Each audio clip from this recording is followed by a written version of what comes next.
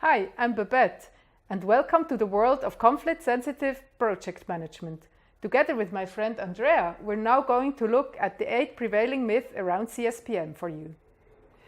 So Andrea, people say that conflict is always a bad thing and that it has to be avoided at any cost. Is it so? Well, no, conflict is part of life, so it just matters how we deal with conflict. Conflict can even lead to better solutions or to creative and new solutions or to improvement of prevailing situations. And we have to know that most conflicts are resolved peacefully. Sometimes people tend to think that violence is always visible. Is it? There are different types of violence. There is direct visible violence and 2 types of invisible violence. Firstly, there is cultural violence caused by attitudes, for instance, denying girls access to school, or genital mutilation, or forced marriage.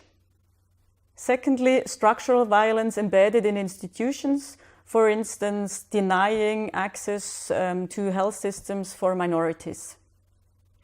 Another prevailing myth is that do no harm is the same as conflict sensitivity.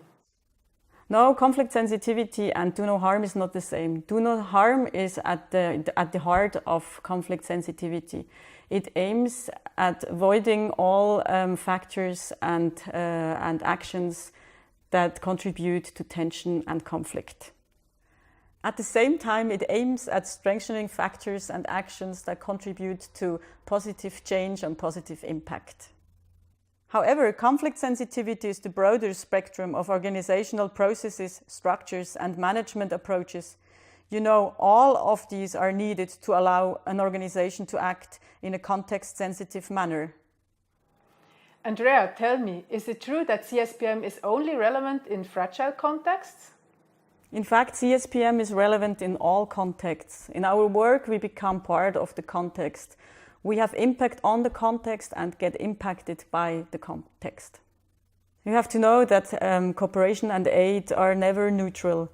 We bring in our own resources and our own ideas.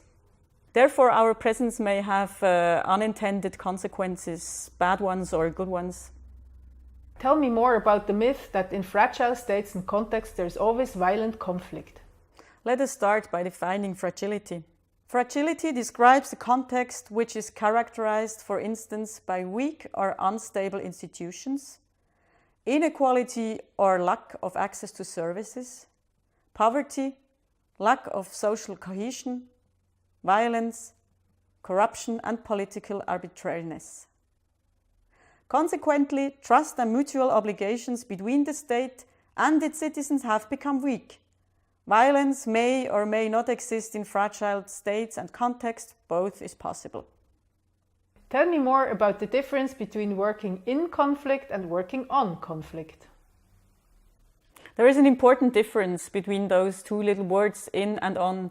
The SRC has the mandate to work in conflictive and fragile contexts, and therefore it applies CSPM. However, the SRC is not working on conflicts as it is not specialized in peace building and conflict prevention. Working on conflict implies addressing the root of a conflict. People tend to think that working in fragile contexts makes the SRC automatically conflict sensitive.